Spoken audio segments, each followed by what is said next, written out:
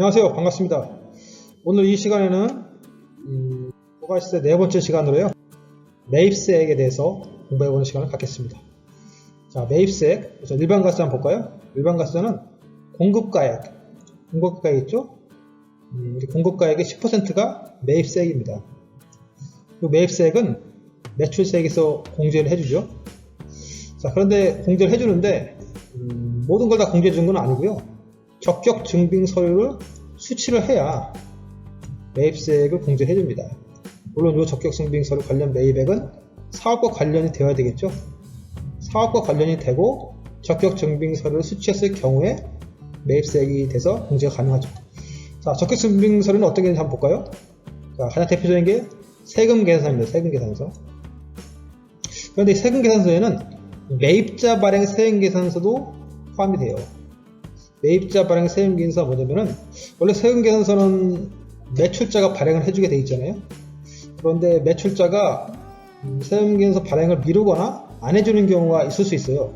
그럴 때는 매입한 사람이 세금 계산서를 발행할 수가 있는데, 이때는 관할 세무서에 신청을 해가지고 세무서에 실제 거래 사실은 승인을 받아서 이렇게 승인이 되면은 매입자가 세금 계산서를 발행할 수가 있습니다.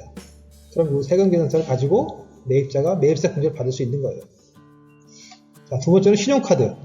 우리 신용카드로 결제하는 매입액도 있을 수 있죠. 이것도 적격 증빙서류에 포함이 되고요. 현금 영수증을 또 발행을 받은 경우에 매입세액도 공제받을 수 있습니다. 자, 이런 게 있을 수 있고요. 그런데 매입 시 적격 증빙서류를 수취하지 않는 경우가 있어요. 그럴 때는 볼까요? 자, 매입세액 적격 증빙서를 수취하지 못할 경우에는 매입세액이 공제가 안 됩니다. 안 돼요. 무조건 받아야 되는 거예요. 받지 않고 나중에 실제 매입을 했다, 매입세 공제해달라, 절대 인정이 안 됩니다. 따라서 우리가 전에 봤던 그런 세 가지 증빙 서류 반드시 받아야 돼요. 그래야 매입세 공제가 되고요. 그것만이 아니라 이 매입 증빙 서류는 소득세 신고 때 비용 공제가 됩니다. 비용.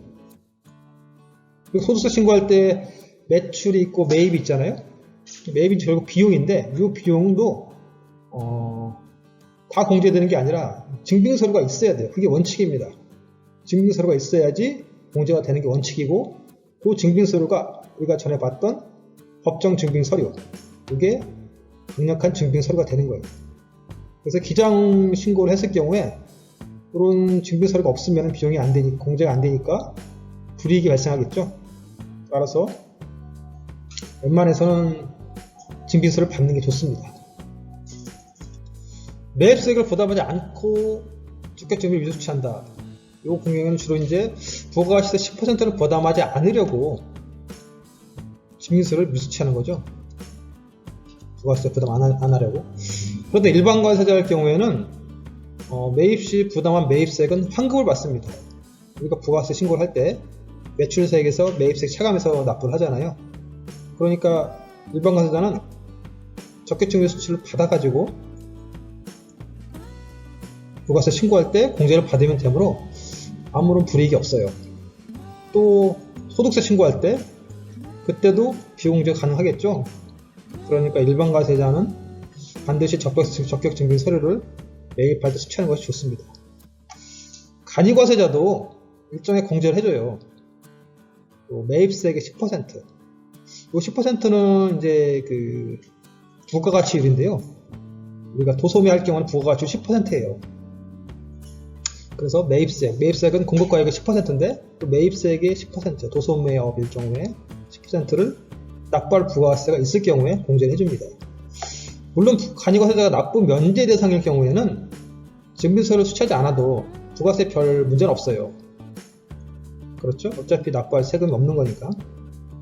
그런데 간이과세자도 소득세 계산할 때에는 납부 면제가 없기 때문에 일부 세금을 내야 될 경우도 있을 수 있습니다. 그때 이 증빙서류가 있으면은 비용 인정을 받을 수 있겠죠? 물론 소득세 추계신고할 때는 특별히 증빙서류가 필요 없기 때문에 그때는 또 필요 없을 수 있어요. 이건 이제 한번 고민을 해볼 문제입니다.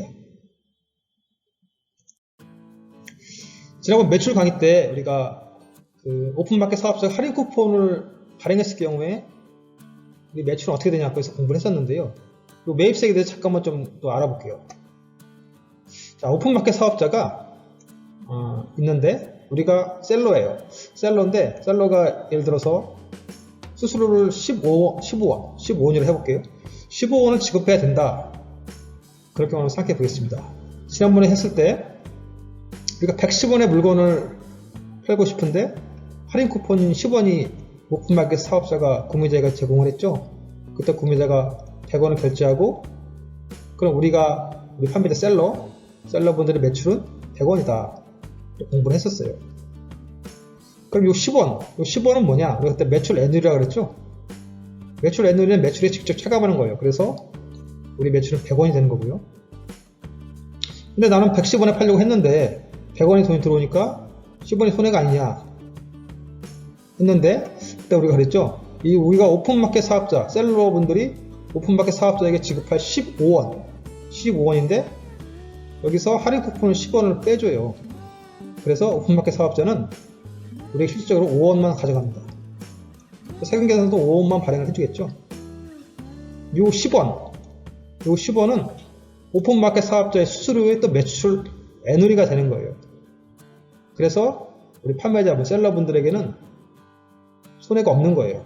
오픈마켓 사업자가 본인들이 좀 손해를 입는 거죠.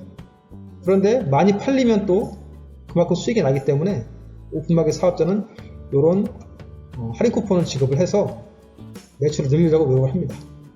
네, 오늘은 이상 강의를 마치겠습니다. 감사합니다.